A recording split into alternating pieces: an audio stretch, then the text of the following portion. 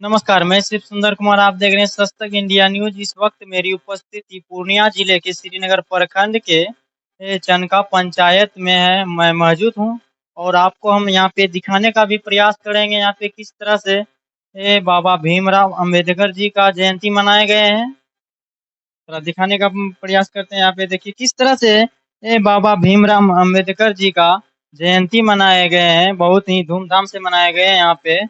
और देखिए आज आप बाबा साहब भीमराव अंबेडकर की 132वीं जयंती है। आज ही के दिन 14 अप्रैल 1891 को उनका जन्म हुआ था। और यहाँ श्रीनगर प्रखंड के मखनाहा में हर साल संत नगर में हर साल यहाँ मनाया जाता है। शंभू राम, डॉक्टर शंभू राम है, उनके घर पर ये मनाया जाता है।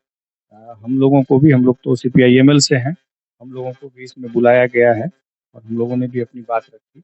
दरअसल इसके बाबा साहब भीमराव अंबेडकर की जो जयंती मनाई जा रही है, उसके पीछे उद्देश्य ये है कि बाबा साहब भीमराव अंबेडकर का जो सपना था भारत को लेकर के कि देश की जो बड़ी आबादी है, खास करके उसमें जो SC ST कम्युनिटी के लोग हैं, गरीब जो हिस्सा है, कैसे वो मुख्य धारा से जुड़े। और आज हम देख रहे हैं कि इतने प्रयासों के बाद भी संविधान निर्माता हमारे बाबा साहब भीमराव अम्बेडकर रहे हैं, लेकिन इतने प्रयासों के बाद भी आज 75 साल आजादी का हमारा हो गया, लेकिन आज भी जो गैर बराबरी है वो घटी नहीं है, बल्कि कई मायनों में आप देखिएगा तो वो और चौड़ी हुई है। तो आज जब हम बाबा साहब भीमराव अम्बेडकर की जयंती मना रहे हैं, तो हम ये संकल्प ले रहे हैं कि बाबा साहब भीमराव अम्बेडकर का जो सपना था कि शिक्षित बनो, संगठित रहो, संघर्ष करो और एक ऐसा समाज बनाओ जिसमें मनुष्य और मनुष्य के बीच कोई विभेद ना हो, कोई गैर बराबरी ना हो। तो उसके उस सपने को लेकर के संघर्ष करने का, उस उनके सपने का भारत बनाने के लिए लड़ने का संकल्प लेने के लिए आज हम लोग जयंती मना रहे हैं। हर साल यहाँ मनता है, यहाँ श्रीनगर में और भी जगह पर जयंती मना है। तो ये हम लोगों का मुख्य उद्देश्य है बाबा साहब भीमराव अंबेडकर की जयंती मनाने का। साथ ही साथ आप देखिएगा कि यहाँ अभी क्या स्थिति है, पूरे देश में क्या स्थिति है। खास करके जो आरक्षण पर किस तरीके से हमला है। बाबा साहब भीमराव अंबेडकर ने गांधी के साथ उनका पूरा एक डिबेट था, जो पूना पैक्ट के नाम से हम लोग जानते हैं। तो आप देखिए कि आज जो सरकार है, चाहे वो केंद्र में हो चाहे वो राज्य में हो, खास करके केंद्र की सरकार वो लगातार आरक्षण पर हमला कर रही है। आरक्षण, अभी जो आर्थिक आधार पर आरक्षण दिया गया, वो कुल मिलाकर के आरक्षण का जो असली सेंस था, आरक्षण क्यों था? आरक्षण था कि जो सामाजिक शैक्षणिक गैर बराबरी है उससे देश को कैसे निकाला जाए, कैसे जो एक बड़ा हिस्सा जो वंचित रह गया है शिक्षा से, नौकरी से, कैसे उसको दिया जाए ताकि वो मुख्य धारा से जुड़ सके। और वो जो मानसिक गुलामी लंबे समय तक उसने किया, तो कैसे मानसिक गुलामी से वो निकल सके, इसके लिए आरक्षण आया था। इसे परिभाषित करने की कोशिश की जा रही है कि आरक्षण से दरअसल आर्थिक आजादी मिलती है, ये कोई आर्थिक आजादी का मामला नहीं है। तो हम 10% जो EWS रिजर्वेशन है, वो बाबा साहब भीमराव अंबेडकर के आरक्षण की जो मूल भावना है उसके खिलाफ है। तो आज हम ये भी संकल्प लेते हैं कि आरक्षण पर किसी भी तरह का कोई भी हमला होगा तो उसको किसी भी कीमत पर हम बर्दाश्त नहीं करेंगे। और सरकारी स्कूलों में आप देख लीजिए कि बाबा साहब भीमराव अंबेडकर ने कहा कि शिक्षा बहुत जरूरी है। कोई भी संघर्ष आप तभी मजबूती के साथ चला सकते हैं जब आप शिक्षित रहेंगे, चीजों को आप गहराई से समझेंगे। लेकिन आज देख लीजिए कि आजादी के इतने साल वर्षों के बाद भी सरकारी स्कूलों में ठीक से पढ़ाई नहीं होती है। तो आज अगर सरकारी स्कूलों में ठीक से पढ़ाई नहीं होगी तो वो जो गरीब का बच्चा है वो तो ठीक से पढ़ ही नहीं पाएगा, और ठीक से अगर वो नहीं पढ़ पाएगा तो वो मानसिक गुलामी का शिकार रहेगा। तो हम लोग आज बाबा साहब भीमराव अंबेडकर के जयंती के अवसर पर ये संकल्प ले रहे हैं कि कैसे तमाम सरकारी स्कूलों में बेहतर पढ़ाई हो, और अगर पढ़ाई नहीं होगी तो उसके खिलाफ संघर्ष भी हम आगे आने वाले समय में चलाएंगे। इस संकल्प के साथ हम जयंती मना रहे हैं। चलिए, हम भी मतलब 2-3 स्कूल में जा चुके थे। जो ऐसा आपका कहने का अर्थ जो है, आपका कहने का अर्थ बहुत अच्छा है, मगर जो गए थे स्कूल में, बहुत सिस्टम जो स्कूल का है, सिस्टम बहुत खराब है। क्या आप बोलना चाहते हैं स्कूल का सिस्टम जो है, सिस्टम के बारे में? सिस्टम के बारे में आप देख लीजिए कि सरकार का जो शिक्षा अधिकार कानून है उसमें 30 स्टूडेंट पर, मतलब 30 बच्चा अगर स्कूल में है तो उसमें एक शिक्षक चाहिए। लेकिन आप श्रीनगर प्रखंड के लगभग स्कूलों में आप चले जाइए तो आपको पता चलेगा कि 100 बच्चा पर भी एक शिक्षक नहीं है। तो हम आज ये मांग करते हैं, सरकार से मांग करते हैं, यहाँ पूर्णिया के कलेक्टर से मांग करते हैं कि जो शिक्षा का अधिकार कानून है उसके तहत 30 बच्चों पर एक शिक्षकों की नियुक्ति आप करिए। एक तो इसकी गारंटी आप करिए। दूसरा ये है कि शिक्षकों को जो दूसरे काम में आप लगा करके रखते हैं, जैसे स्कूल में आप जाइएगा तो शिक्षक लोग पढ़ाई बच्चों का नहीं करवा रहे हैं, पढ़ा नहीं रहे हैं, लेकिन दूसरा दूसरा काम वो करवा रहे हैं। तो हम ये भी मांग करते हैं कि जो दूसरा काम है उससे आप फ्री करिए।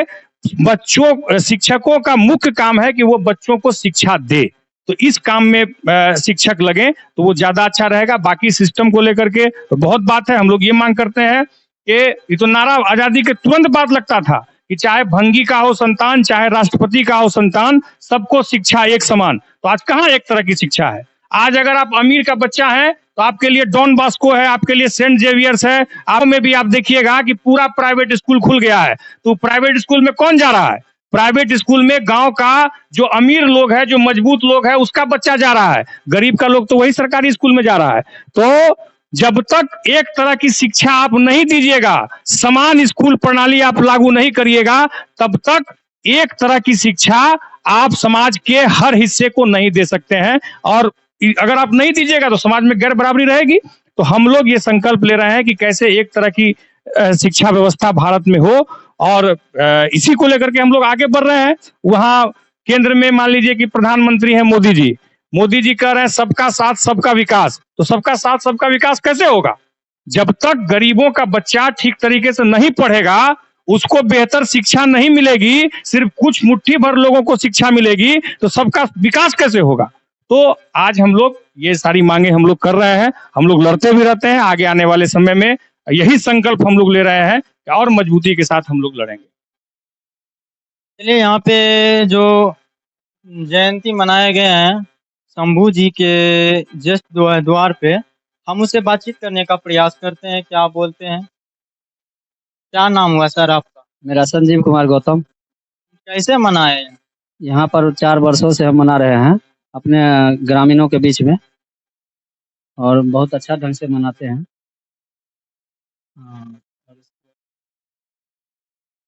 और हम आगे भी चाहते हैं इसको इसी तरह मनाते रहें और लोगों को शिक्षा के प्रति जागरूक करते रहें। यही मेरा मानसा है। जयंती मनाने से क्या आप सीख देना चाहते हैं? हमने सीख देना चाहते हैं कि ग्रामीणों को कम से कम अंधविश्वास से दूर रखे और पाखंड से दूर रखे, शिक्षा के आगे अग्रसर हो। इसी लेकर के मैं बाबा साहब की जयंती मनाता हूँ। आपका नाम क्या है? एडवोकेट मुकेश प्रभाकर। आप क्या कहना चाहते हैं? इनके बारे में क्या कहना है? आज 14 अप्रैल है। बाबा साहब डॉक्टर भीमराव अंबेडकर जो भारत के संविधान निर्माता हैं, उनका आज 132वां जन्म दिवस है।